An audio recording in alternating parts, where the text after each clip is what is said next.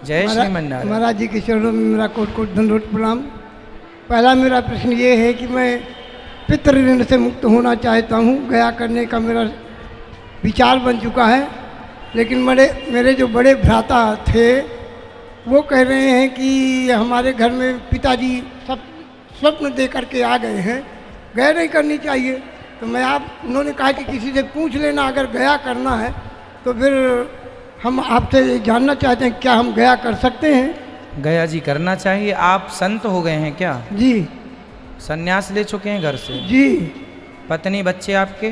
पत्नी बच्चे हैं, मैं उनसे पूछ करके आया हूँ ब्रजवास करने के लिए। तो ब्रजवास कर रहे हैं मतलब आप साधु पूरे बन गए हैं कि अभी गृहस्थी से जुड़े हैं? नहीं, हम गृहस्थ से अब नहीं जुड़े हैं। लड़के बच्चे सब खाक मार रहे हैं, लड़की की शादी कर दिया। ये हमारा पितृ ऋण रह गया था, इसलिए मैं आपसे प्रश्न कर रहा हूँ। तो अब साधु आप हो गए हैं तो आपके बड़े भाई कर लें तो ज़्यादा उत्तम है। नहीं तो वो कहते यदि नहीं करें तो फिर आप करिए। वो करने को तैयार नहीं होते हैं, वो कह देते हैं कि कोई बात नहीं, हम नहीं जाएंगे। आप कर लीजिए। तो हम करना चाहते हैं तो क्या हो जाएगा? बिल्कुल हो जाएगा, आप करवा लीजिएगा।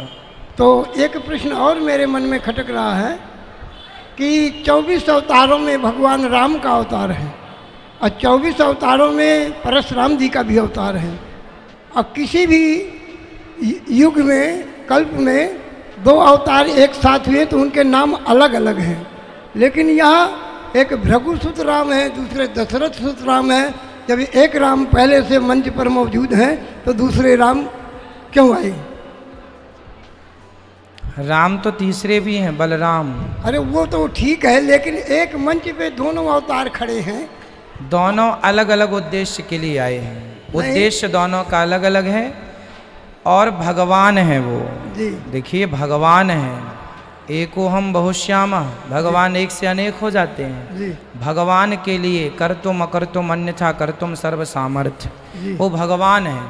वो एक समय 2 अवतार भी ले सकते हैं, 4 भी ले सकते हैं। तो जब भी अवतार हुए हैं तो दोनों एक साथ एक नाम के नहीं हुए हैं।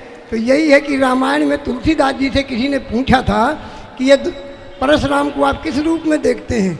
तब उन्होंने कहा कि घोर धार भृगुनाथ ऋषानी नदी के रूप में देखा। कहीं राम को